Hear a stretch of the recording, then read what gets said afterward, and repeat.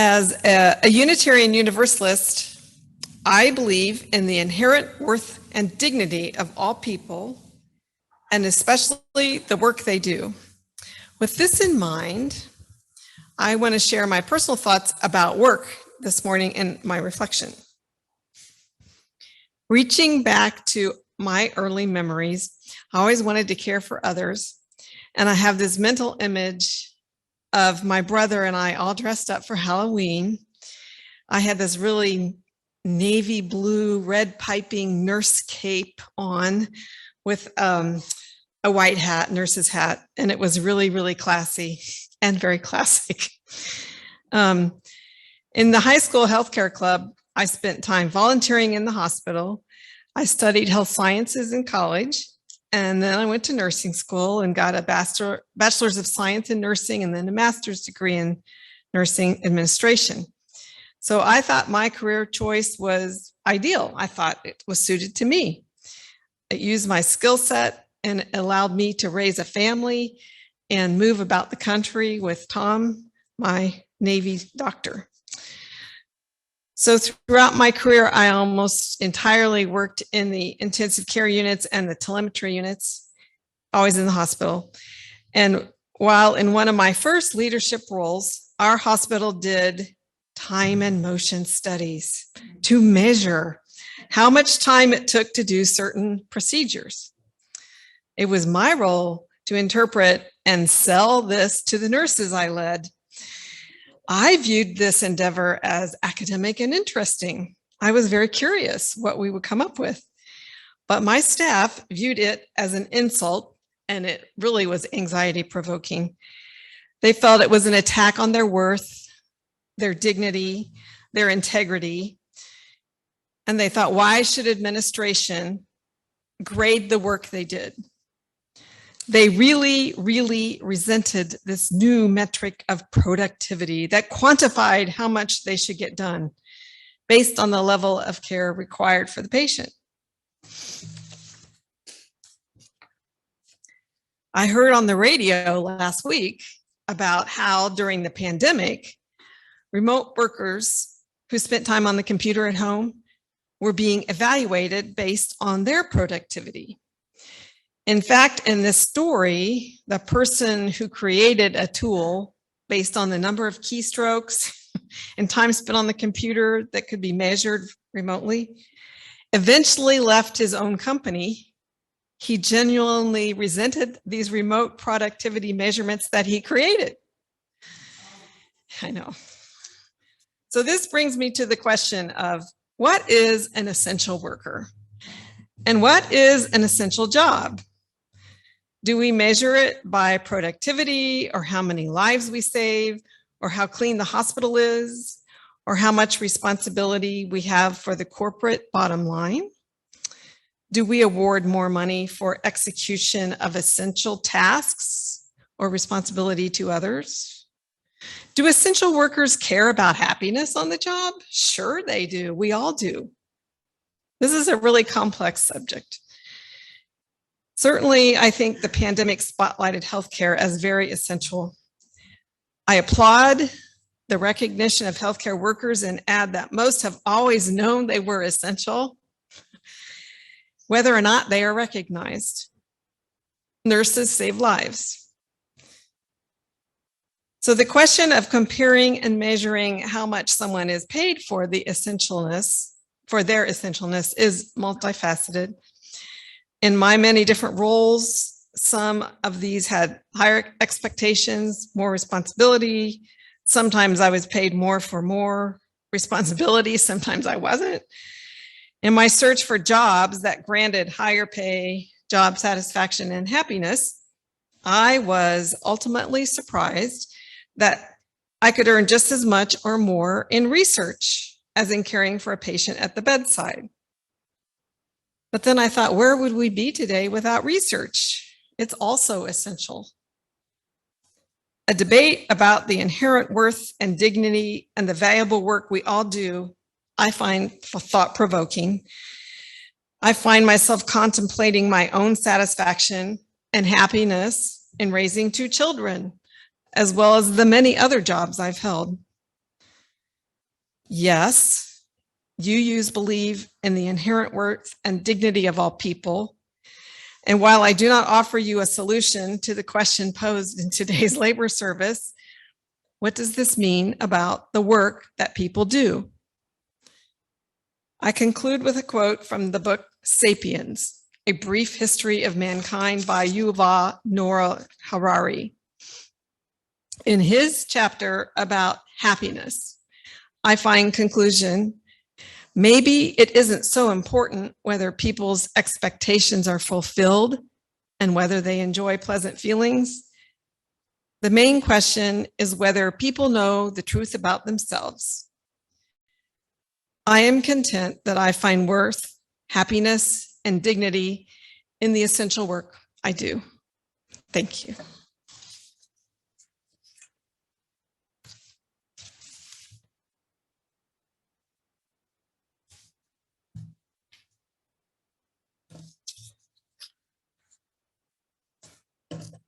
So it may not surprise you, or maybe it does, that I was a big old nerd in high school. I did really well in school, straight A student. I was in all the honors and advanced placement classes, and I was pretty clearly college bound. I thought of myself as college bound. Both of my parents went to college, so there was just no question to me or my parents or anybody around that I was going to go to college. And my high school made a big deal out of going to college. I don't know about your high school experience, but I remember one of the high school counselors coming around to my AP English class telling us about requirements to get into University of California, how many years of math you need to take, stuff like that. And they really pushed the college fair on us. There was this day where a bunch of colleges in California, they came and they set up a table in the gym. And I think we even got time off to go to that college fair. Like they just canceled sixth period or something so that we could go to the college fair and talk to all the college representatives. And, they try to sell us on their school and say, oh, if you come here, we'll give you a free laptop, stuff like that. So I went to the college fair, and sure, I got a bunch of pamphlets, and I thought about going to the University of Northern Michigan because they were going to give me a free laptop. And oh my goodness, that would have been such a culture shock for me. I was still getting mail from them for a while, and at one point they sent me something about their annual dog sled race. And I was born and raised in California, so now I'm thinking was I really going to go to school somewhere that has an annual dog sled race? Anyway, it might have been fun. I don't know. But the point of this story, though, is that then there was a different day where I don't remember what I was doing. I think I had some errand to run across campus for one of the teachers or something. So I was walking across my high school campus, and totally by accident, I stumbled across the trade fair. And it was not in the gym, it was in the quad. And it was 4 or 5 tables, like the culinary school, the police academy, I think the FBI academy. This was not advertised, it wasn't flyered. I don't remember any announcements being made over the PA, oh, go check out the trade fair. And so I end up in the middle of this trade fair. There's nobody there because, again, it wasn't publicized. And I don't think they canceled a class period to let kids go. And I was like, this seems kind of messed up. I was 17, I didn't know a lot about the world yet, but I was like, why was the college fair so, they made such a big deal out of it, right? And the trade fair wasn't. And it's because, do we think that the trades are worth less than going to college or something? We don't want kids going to get vocational training because why? Because why? Is one of these things, not equal to the other, right? And so, Marilynn was talking in her reflection about how we measure productivity, how we measure people, essentially.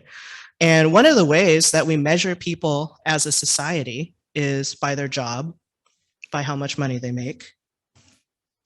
It's not really a good way of measuring people. I mean, for one thing, people do a lot of things that don't pay, right? That don't generate income. Like, for instance, parenting. Marilyn's talking about raising 2 kids.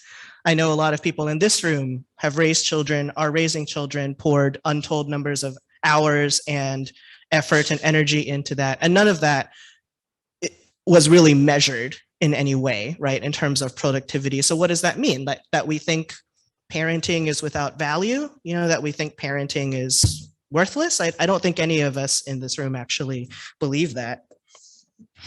And then, and if we're going to talk about that, then how do we measure the productivity or the value of, say, retired people? Like, what, once you're not, quote unquote, contributing to society anymore, that's it? I certainly don't believe that about any of the retired people in this room, and I hope none of you believe that about yourselves. Or what about people with disabilities? People who can't work, find it difficult to work, can only work part-time. Are they worth less than other people somehow, simply because they're disabled and they can't work any of the jobs that our society has decided are the valuable jobs? And again, how do we decide what are the more valuable jobs, the ones that pay more? If someone makes, if I don't know, a hedge fund manager makes 5 times more money than a supermarket cashier, are they worth 5 times more as a person? I don't think so. I don't think anyone in this room believes that. Because as Unitarian Universalists, we believe that people have inherent worth and dignity. And inherent worth and dignity means that it's something that you have regardless of what you, quote unquote, contribute to society. But even labor that does have monetary value, that generates income, that makes money, some of it is looked down on, not necessarily by people in this room, again, but as a society, maybe. Like, have any of you ever heard that saying that, oh, those who can't do, teach? Yeah, I've heard that one. Never fails to make me want to punch someone in the face, because everyone had a teacher. All of our presidents, all of our doctors and lawyers and nurses, and even our school teachers, everyone had teachers, right? If you went to school, you had teachers. Even if you didn't go to school, your parents taught you, because we were all taught by somebody to do the things that we know how to do. People tend to look down on waiting tables, which, I mean, if you've ever waited tables, you know how incredibly hard and skilled labor that is. Like, the phrase skilled labor versus unskilled labor sometimes doesn't make a lot of sense to me, because all labor involves skill. You have to be, to wait tables, you have to be, first of all, able to spend all day on your feet, right? And then second, able to keep track of multiple tables and their orders, like, oh, these people need their water glasses filled, or these people haven't gotten their food yet, or this person has decided they want extra French fries. And you have to do it while being pleasant the whole time, right? Even if they're screaming at you because their food is late, you still got to be nice to them. I mean, that is a skill. That is a skill. I could go on about the amount of skill that it takes to do these different jobs. All people have inherent worth and dignity. I believe that all people are essential, regardless of whether or not the government has labeled you essential, regardless of whether or not anyone else says that you're essential, that we are all essential because we all have inherent worth and dignity, and we are all expressions of the divine. You're an expression of the divine, and you're an expression of the divine, and I am an expression of the divine. And that has nothing to do with whether or not you work a 9-to-5 job, whether you've ever worked a 9-to-5 job in your life, whether or not you're homeless, whether or not you're disabled, whether or not you're a parent or a grandparent. We all have inherent worth and dignity, and we should all be treated as such. The world should reflect that everyone has inherent worth and dignity, and that we are all interdependent. We are part of an interdependent web of existence. I mean, you look at Tinyville town, right?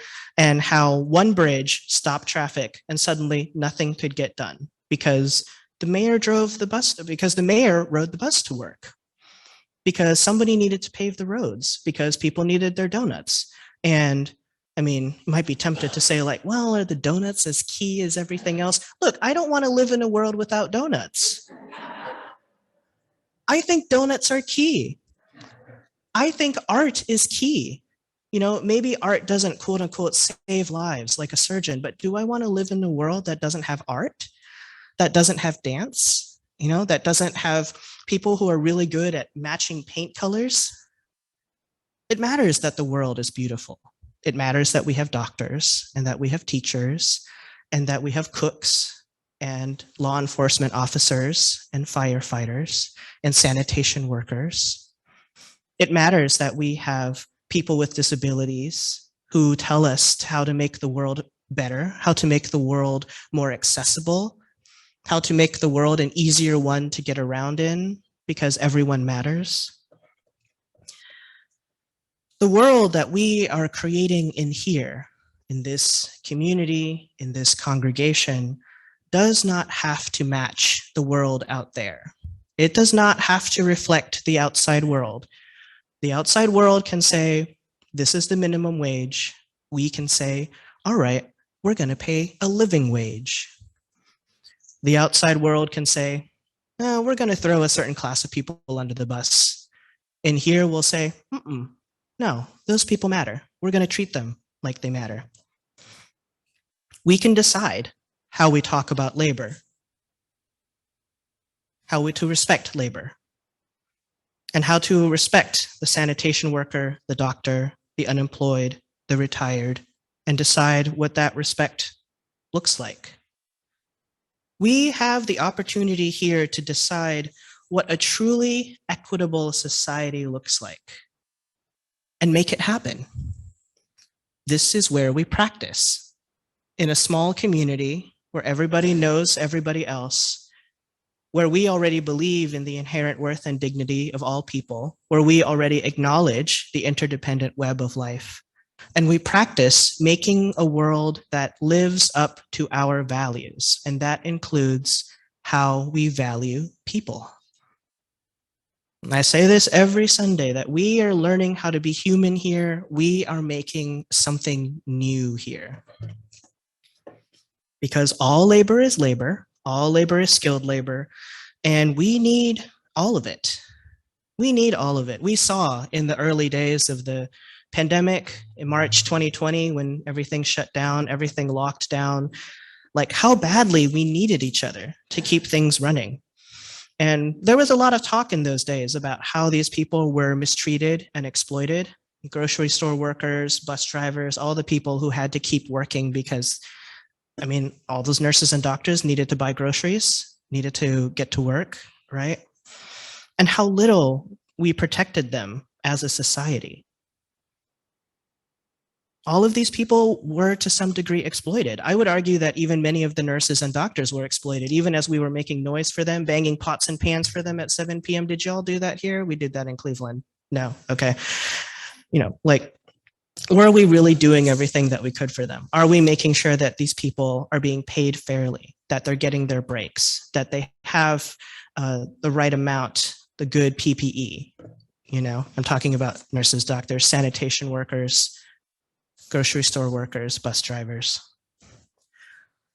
I think less has changed than I would like when it comes to respecting labor, respecting workers. And that means that there is still opportunity for things to be better. This is not destiny. Less has changed than I would like, and there is still opportunity for the better. To build that world where everyone has inherent worth and dignity, that acknowledges how interdependent we all are, that respects everybody, regardless of, like I said, age, economic class, what you do, whether or not you have a college degree. Because everyone is essential and everyone should be treated as such. May it be so. And since it is Labor Day weekend, it is a day where we acknowledge and respect workers. And for some of us, we get to take a day of rest. I'm wearing my jeans today. In every service, I also try to make some time